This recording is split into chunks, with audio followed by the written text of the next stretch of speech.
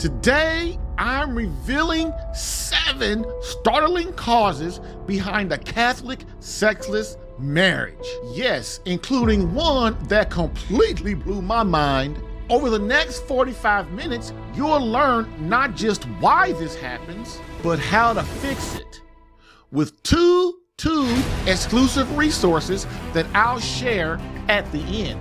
And get this, I'm compressing what took me 39 years of experience into a 45-minute burst of life-changing advice. Now, I have a question.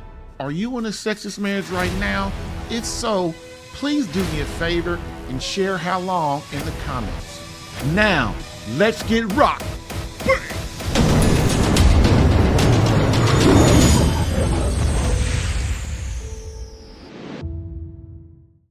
So, a sexless marriage. A sexless marriage has 2 tiers. The first tier is a low sex marriage is defined as making love an average of less than once per week. Okay, so that means out of all the hours, minutes, and days in a week that you guys cannot even find time to make love once a week. Then the second tier, a sexless marriage is defined as making love on an average of less than once per month.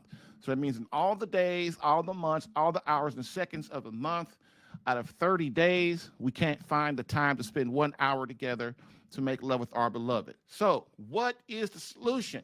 Well, there are a few, but the first step is knowing that the possible causes of a sexless marriage and what they are, and moving to eliminate those in your marriage. In my article, Sexless Marriage, the Agony, the top 24 reasons for intimacy, anguish in our marriage. In this article, I list the top 24 possible causes of a sexless marriage and divide them into 3 categories, which are emotional, physical, and spiritual. And if you want to read that article, and there's also a video there too, you can just Google that and it will come up, okay?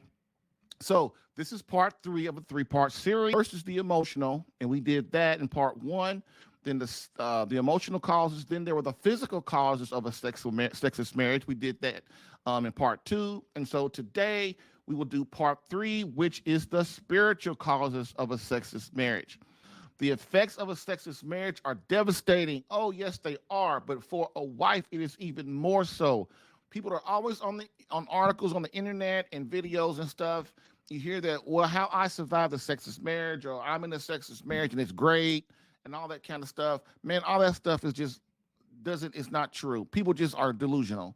You know, again, like I talked about the last couple shows, is God created marriage for 3 reasons. The first reason is procreation, right? To send souls back to him, to be in the beatific vision with him. Because why? He was happy within himself. He didn't need us. But he created creatures because he wanted us to experience the love and beauty and complete joy of being with him in heaven. Okay, so in order to do that, what did he need to do? He needed to create souls. So those souls, or also in order to do that, the souls must be formed and educated in the faith, in him, learning about God. So they want to be with God over their years. Then the third reason God created marriage was what for? Was for the unity of the spouses. Okay, sex. Okay, intimacy. Okay, emotional closeness. Okay, this is not rocket science. It's really not. But in order for us to be the fullness and have a great, legendary, passionate marriage, which means, when I say passionate marriage, yes, I mean intimacy too, but I also mean our souls are bonded. We're together. We love being with each other. You know, we're best friends. You know, our intimacy outside the bedroom is on top of the world, and we love each other. This is what I mean, excitement and passion about your wife. If you can't be excited about her, then how can you be excited about our Lord Jesus Christ? How can you? I mean, think about that. Again, as I said earlier, I probably was on mute or whatever, but this is all done. Everything in this universe is connected to God. Everything, our relationships with our children, our wife, in him, and we're all together, and there's nothing that doesn't involve these things. And so this is why it's important that we as men do our best to take care of it. Okay. Let me make sure, let me connect this real quick. Share. Yep. All right. And so with that being said, let's get on going into the content. So the pain, many wives are bored or resistant to the marital embrace because of a lack of longevity. So which that means is the sex session is too short for them. Okay. Women have a lot of pain and inhibitions and trauma in their life, and they carry that. There are a lot of lives. Like there was a lady that made a comment last week or earlier this week about divorced people are healed too, can be healed too. But yeah, that's the surface healing. That's not deep spiritual healing. That's not a deep, holy, sacred self revealing yourself healing. That's like, okay, well, I'm not mad at him no more, and I can forgive him, but I really don't forgive him, but I'm doing the best I can, and I've moved on with my life. That is not healing, man. That just means I ain't mad no more, or I'm indifferent, or I have some peace about that. But as a woman, your soul is not healed. You have too much trauma emotionally because you're a woman. It's an emotional thing for you. A failed marriage is an emotional, deep thing with you. And when that goes, if you're failing in that, that it stays with you. And so the next man who marries you, sure, you and your other husband might have gotten along, might get along, and you act like you're quote unquote friends now and all that kind of stuff. But man, that pain that you had with him is still there.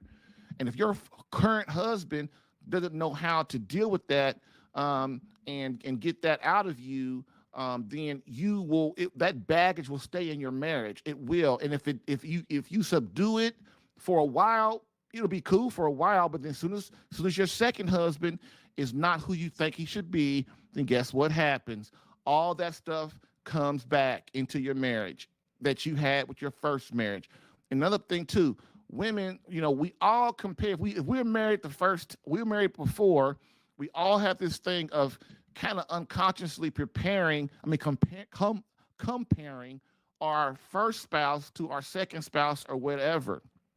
Look, I was married to my first wife for 16 years, and then I got married again. You know how hard it was to say, well, my other wife did this and my other wife did that. Thank the Lord, I never made that mistake. I never slipped and made that mistake. But even if you're a widower like I was, I was a widower, and that stuff comes in. You can't help it. You married to somebody for 16, 20 years or something, or 10 years. I mean, of course that's going to come in, and so this is a thing that women can't get over. It's a trauma, and it's also their past failed sexual relationships as well. Severe, deep, and emotional pain and build-up anxiety is what women have, and anger, like you've heard me talk about before in this series. If a woman is not fulfilled as a woman, and that sexuality is part of that, is a lot of that, intimacy is a lot of that, then they will be anger. They will have anger, and they will have a lot of anxiety. They will be on the edge all the time. I know a man now. His wife is on the edge all the time. Some women can handle it. Most women can't. That's why you hear me say, and not just me, a lot of priests, a lot of men, they know that their wife, they say that women are miserable today. They are.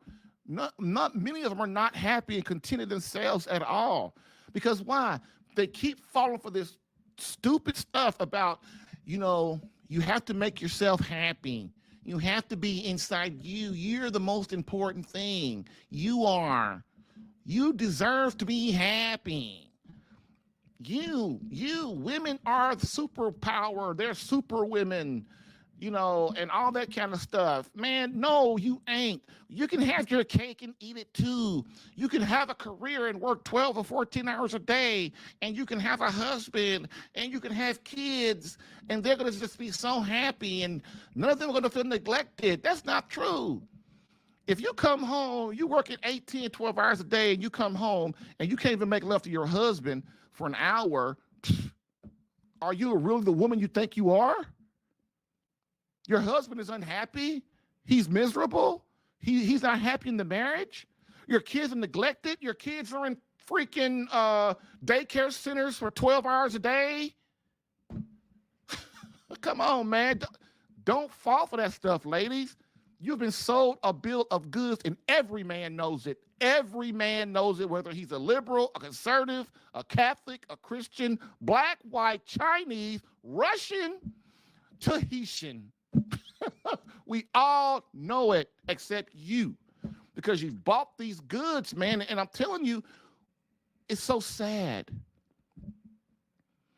As a man who's a stone cold Catholic, and I try my best to understand what God wants for us, and I look and I see women, and it's just pitiful. It's pitiful. It's very sad. It's very sad. And most men are sad for you too. They just don't say nothing. They think it's pitiful that we can't, as a woman, you reject God and God's plan for you so much that you think you're a man now. I mean, come on. And men, we are programmed to just let women do what they want. Ever since before the 60s and after, well, the women's suffrage. Ever since the men back then didn't man up and stop women from doing crazy stuff and not raising children right and all that stuff, we just kind of, men over the last, I don't know how many years ago that was, 100, 150 years, whatever it is, we have just kind of just let women do whatever they want, So is that love? Is it? Look at the family now. Women really ain't in the family. Women at work. They at work. Their kids, and now women can't wait till their kids go to school. Women love their kids in school. They do. They love it. They love it. They can go to work and be all the lawyers and all the presidents and queens and kings, and they get to work in all the factories and make all the money and buy all the cars, just be like a real man. Yeah, but all the time, that little kid that they thought was so sweet is in school getting taught by another 8-year-old about sex. Getting taught by a 15-year-old about drugs. Getting taught by another 3 or 4-year-old how to disrespect their parents. Yeah, that's really raising our kid right, huh? Yeah. Mm-hmm. So this is why homeschooling is a great thing. It is. So moving on. No one tells us about how to deal with this pain and built up anxiety and anger. And no one teaches us this. And so unhappiness, unfulfillment, a breed and lack of emotional closeness, and the marriage begins to severely degrade. People always discount God, don't they? People really believe that there are no consequences, whether it be mental, physical, or spiritual, to our attachment to sin. In reality, sin makes us stupid. It really does. Just think, the more we engage in sin, the more numb we become to it. Think about it.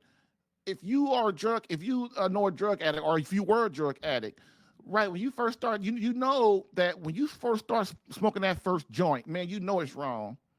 You know it's going to affect you. You don't care, but you do it anyway. Then it ain't marijuana no more. It's cocaine. Then it's crack. Then it's heroin. To fill that empty gut, and then before you know it, you don't even care. You don't care about yourself. You don't care about nobody. You're an addict, and that's how it works. And I use drugs because it's the simplest example, but it's the same with everything that has a lack of God in it. When we become numb like a prostitute. Same thing.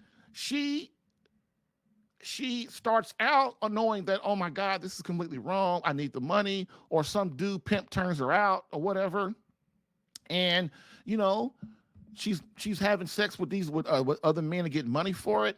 But eventually, after the first, 5 or 10 or 15 or 20 times or 100 times or 5, 10 years, she becomes numb to that. She becomes numb to it, and that's where the deep pain is for women. And it doesn't have to be a prostitute or a drug addict. It could be anything in marriage. It could be an abortion for her. It could be a miscarriage.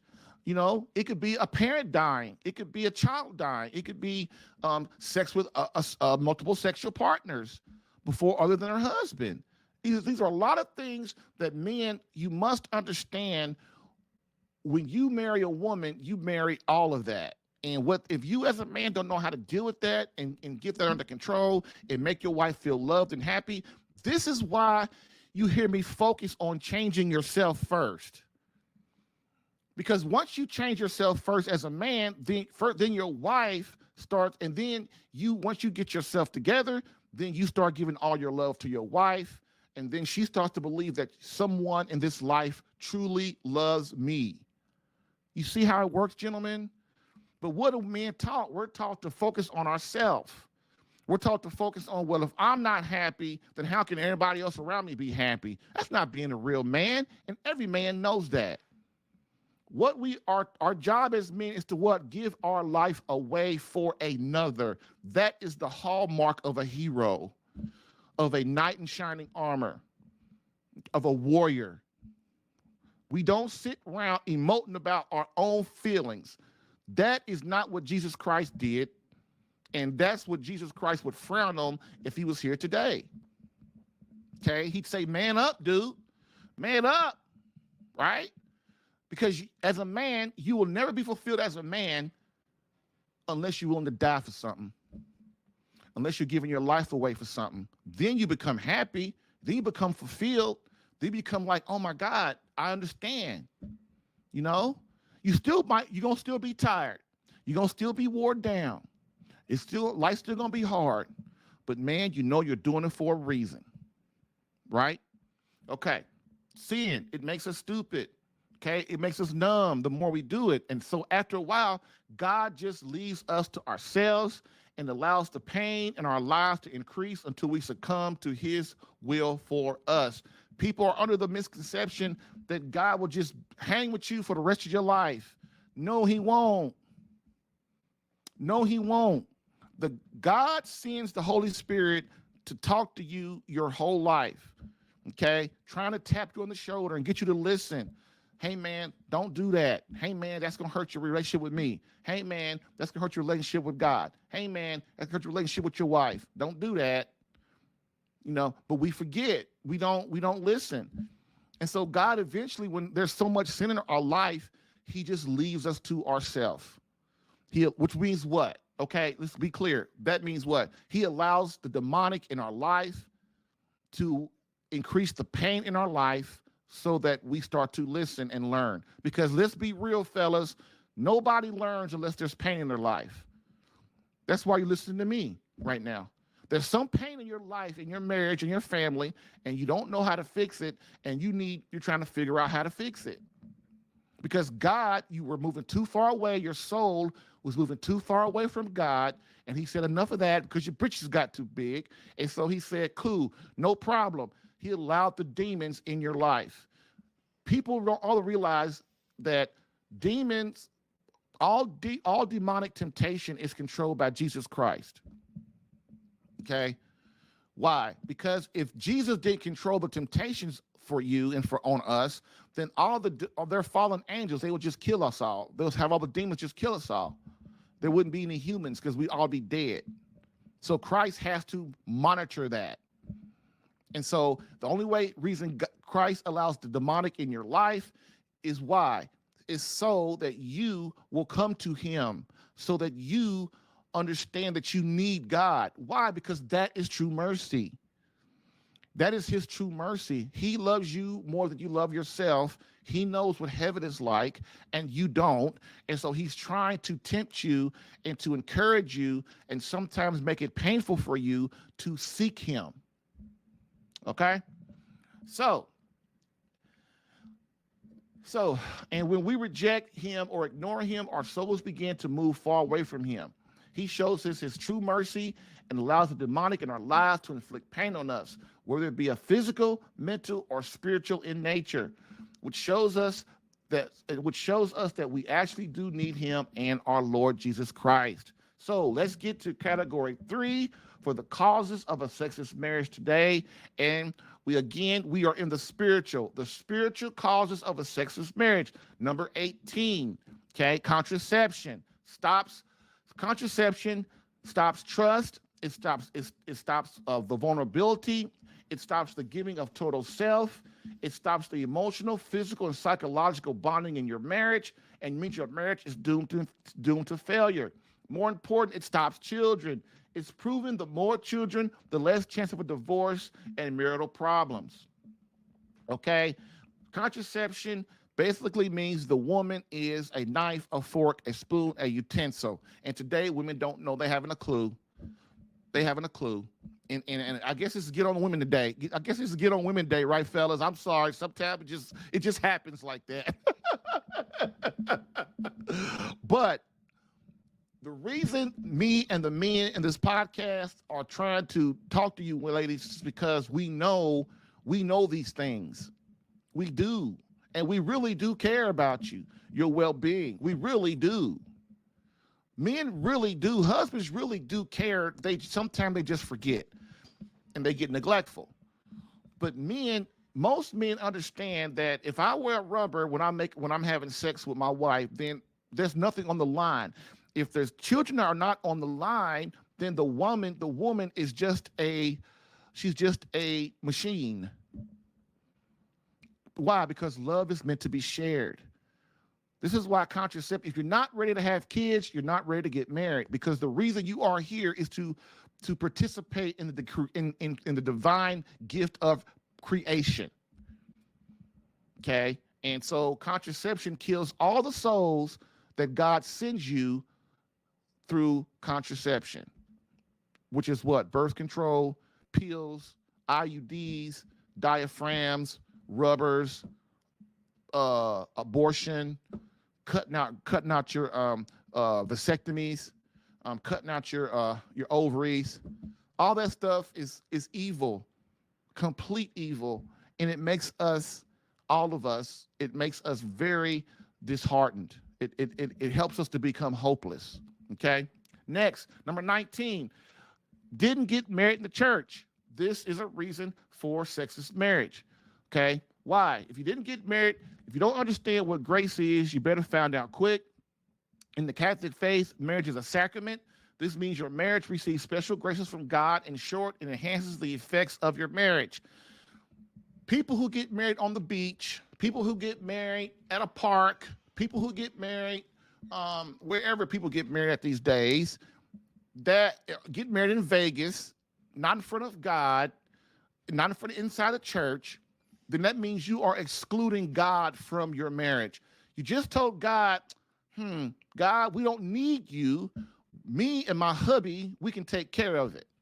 So guess what? When you get married and the lust runs out, and the lust will run out, because why? Because we all have sex with our wives before we marry them these days.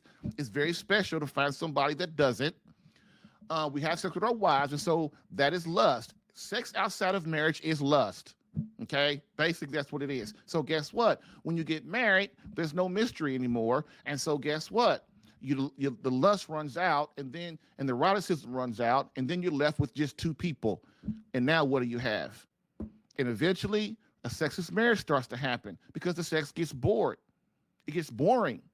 Without God, sex will become boring. That's why you see people doing all this crazy stuff, jumping around in the bed and toys and all that stuff. Man, that stuff, you don't need all that stuff. You bring God in your life, in your room, and you and your wife grow intimacy outside the bedroom, which enhances you become best friends, and you as a man learn the 6 phases of your wife's fulfillment sexually and as a woman, and you won't have no problem in the bedroom. None. And of course, if you keep your sexual health the way it's supposed to be. But when we marry without Christ, we don't get married inside the church. So you get married, when I say inside the church, I mean inside the Catholic Church, inside the building where God is, where the Eucharist is, which means what? The book you hear me quote all the time by Archbishop Fulton J. Sheen is called 3 to Get Married. Guess who's the third? You, your spouse, and who's the third? It's God. Why do you think it takes three to get married? Because you need the grace of God to keep your house in under control. All right. So when you get married outside the church, that basically means you have no grace in your marriage starting out. You don't have that sacrament. All right. Next, a godless marriage. Boom. A sexless marriage, godless marriage, right? God created marriage. It takes three. Your odds of success are low without the Almighty. Remember why God created the marriage. He created marriage for procreation, for the education and formation of the children's mind in the faith, and for the unity of the spouses. So guess what? If you have a godless marriage, you're going to have a problem with that stuff. You're going to have a problem with that stuff. And most today, in that order too, God created marriage in this order, this is the priority. Children, the formation, education of those children, and then the unity of the spouses. But what do people do these days? They take and flip that. Unity of the spouses becomes most important. So basically, we're putting our desires and wants above that of what God wants for our marriage. And so it's all, of course, our marriage is going to fail, or have problems, or go down tubes, or be mediocre. Of course. Man, look, in my first marriage, I was worse than many of you. I was worse than many of you do. I was a YouTube, not a YouTube. We didn't have YouTube then. What was it? Oh, I was a video game freak, boy. Nintendo, Xbox, all day long. So couldn't wait to get off work, man. Couldn't wait to get off work so I could go and play my Nintendo, play my games. Then me and my boys, me and Max and Marcus, we'd sit and play together too all the time. On the weekends, during the week. I don't even know how my first wife I don't even know how my first wife dealt with my butt, man. And she didn't like video games, and most women don't. Most women don't like video games. And that was my passion. That was my hobby. And I did neglect her. I did a lot of other stupid stuff too, but we won't go into that today. But I just want you guys to know that the stuff you hear me talking about, it was in my marriages too. I did exactly what I'm talking to you guys about. I did the same stuff. I'm not special. The only thing the difference between me and you is what I've learned the skills and the holiness it takes to be with my wife and God, to be what my wife needs as a woman, and to be what God created me to be as a man. So I'm on the journey for that. I haven't gotten there yet. I'm not there yet, but I'm on the journey. And so when you're in my program, you get it all, and I try my best to enhance everything about yourself as a man, your children, your wife, your relationship with God, yourself as a man. And when you enhance all that stuff together at the same time, you become this truly Superman that people want to be around, that your wife wants to be around, that your children want to be around. They can't wait to see you, especially your wife. You walk through the door, man, she can't wait to see you. Listen, a 50-year-old wife can't wait to see her husband. What man has that kind of power? Dude, I'm telling you, you have the power to be great. And when I mean great in the eyes of God, like St. Joseph, man, great in the eyes of your wife and great in the eyes of your children, you just got to put in the work. You just got to put in the work, and the work is hard. But once you do it and you get it, man, God opens up your eyes to the world, and then you see, oh my God, this is what's up. That's why Jerry's here today. This is my mission in life, right? Remember, I've told y'all many times I've tried to quit this. I tried to quit Catholic Alpha I've been in this for 8 years. And over those 8 years, I know at least 10 times, I'm like, man, I'm broke, man. I got to go out and make some money, man. I got to eat. My kids got to eat, man. And every time I try to quit or try to phase my way out, God does what? Okay, Jerry, you ain't listening to me. You're not doing anything else. You're doing what I'm telling you you're going to do. And if you don't do it, then that means you're going against my will. And then that means I'm just going to send the demons to mess with you. And that's exactly what's happened. Every time I try to quit Catholic Alpha, man, the pain becomes astronomical. And then, I mean, my soul and my mind and my interior self, it becomes very hard. But when I'm sitting here talking to you, when I'm helping men in my program, when I'm, out in the society and stuff like that, and I see my wife happy and my children happy, then it becomes worth it, okay? So next, prayer. Woo! The cause of a sexless marriage is no prayer. Prayer will save your marriage if you persevere and endure. Without prayer, you have no protection from the effects of the fall, sin, the bad, the evil one. Okay? Prayer is, you as a husband must get into a habit of prayer every day. And if you're in marriage crisis, you need a certain kind of prayers that you need to help bring this together. Okay? Prayer is the foundation of life. Prayer is the foundation of your worship and your love, and you're showing your love for God. If you don't pray, you don't love God. St. Thomas Aquinas says, if you do not pray, you will not be saved. All right? Straight up, straight out. So don't get it twisted. What this world is about. You got to understand, if you believe in God and Jesus Christ, you've got to understand that that's not enough. You got to get your butt on your knees, and every day we are obliged as Catholics and Christians to pray at a minimum of 15 minutes of mental prayer a day. Meditation prayer was what I should have said. Of meditative prayer a day, 15 minutes. Okay, so what is that? Man, so just real quick. So there are 9 levels of prayer, okay? This is why people who are in the Catholic faith, they get shortchanged so much. Most people don't even know there are 9 levels of prayer, because each level of prayer gets you closer to God, okay? I think the last number 9 is transforming union or something like that. But the first level of prayer is vocal prayer, which is what most Protestants do. Oh, Jesus, Jesus, Jesus, I love you, I love you, I love you. Oh, Jesus, save me. Jesus, give me this. Jesus, give me that. Vocal prayer, right?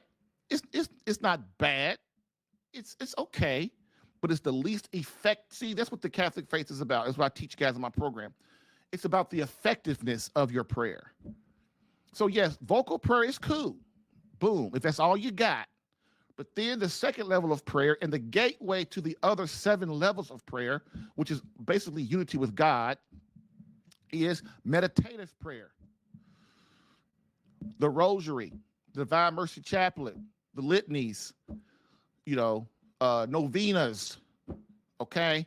You've got to understand that these mental prayer, why? Because the mental prayer moves you on a journey closer to God. So what? You meditate on scripture. You meditate on the saints. You meditate on hell and heaven and purgatory. You meditate on the life of Christ. You meditate on the Blessed Mother, Saint Joseph, the Holy Family. And these things grow you closer and move you closer to God. That's why the rosary will change your life if you pray it every day and meditatively pray it properly. It will change you as a man. It will change your family. It will change your character. You will stop doing all sin. And if you do sin, you'll get your butt to confession and start over again and get the grace from confession, and you'll start all over again. This is how important prayer is in our lives. And so when we as husbands don't enter the spiritual warfare to protect our wife, to protect our children, to protect everyone in our lives, in our home, then we are not being a real man. We are not doing our duty, our responsibility. We think our responsibility is to go to work every day and bring home the money and all of that. And of course, that's part of protection, providing and stuff, of course. But that is minimal, gentlemen. That is minimal compared to your prayer regimen.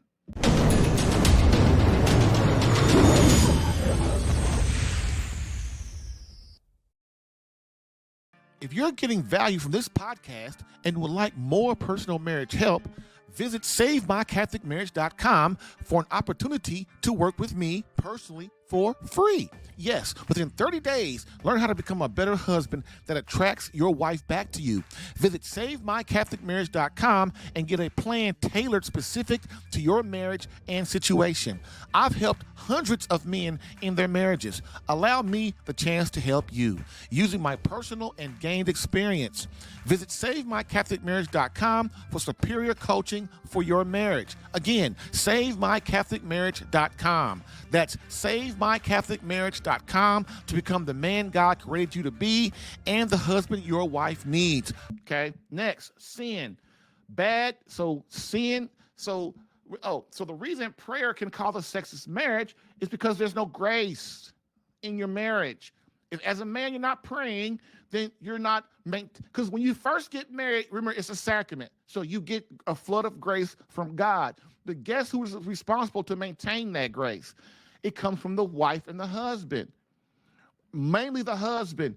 His prayers for the family are more powerful than the wives. Why? Because women have to deal with the children. They can't be praying an hour and 2-3 hours a day. Why? Because they got kids to form. Okay? And so prayer, that's why prayer is important. We need the grace in our marriages. So if you're not making love, guess what that means? That means you're lacking in grace. If a husband and wife are not making love, that means they are lacking in grace. Grace is not there. All right? So sin, same thing. Bad, evil, or immoral behavior crushes your marriage like a tin cup. Marriage is hard enough when you do things right. It's like swimming in the ocean against a huge wave. Problems come fast and hard, too fast for you to fix them all. In my first marriage and when I got married, my second time after my first wife died, I got married a second time. The stuff in the first marriage started happening in my second marriage. And then, man, here's what happens, man. It happened to me. It's like you start having all these problems. Like, okay, my car gets repossessed. I lose my house. I lose my job. I'm sick. Something wrong with my kid. My kid getting kicked out of school. My wife lost her job. My wife don't love me. We arguing and fighting every day. We have financial problems.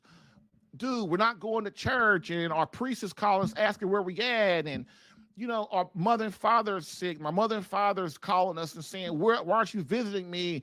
All these problems, and what happens is in your marriage and in your life is too many. It's too many. It's too many to hold on to deal with. So that's why you hire a marriage coach. Somebody that's like far from it, away from it, that can help you organize things. And I'm telling you, I didn't have a marriage coach. I didn't have nobody. I had to figure this out on my own. But you know how I figured it out? I figured it out through research of the faith. I dived deep in, as I knew there had to be an answer to all of this stuff. The problem is the answer to all this stuff is spread out all over the research world, in the Bible, in the library, on the internet. So how do you put all that together and form it into one logical system so that you can follow it and get things the way it is? That's what you need a marriage coach for, okay? Next, so sin, like I talked about sin already, it makes us numb, okay? Next, 2 more, pornography. Pure selfishness causes us to turn in upon ourselves. Only a matter of time before our marriage is over can cause erectile dysfunction and can you say a sexless marriage, okay? Pornography is infidelity, straight up, straight out. Our wives know it. We know it too. Everybody knows it. And pornography basically means you're giving your heart, mind, and your inner self and your soul to a screen of sexual desire, which means what? It's pure selfishness. And what it does, then pornography can cause erectile dysfunction, which means you cannot perform or get an erection when you try to make love to your wife. So you get in a sexless marriage. She don't want to make love to you anymore because she knows something's wrong. Women ain't stupid. They're very intuitive in relationships. That's one thing you can say. You want about women.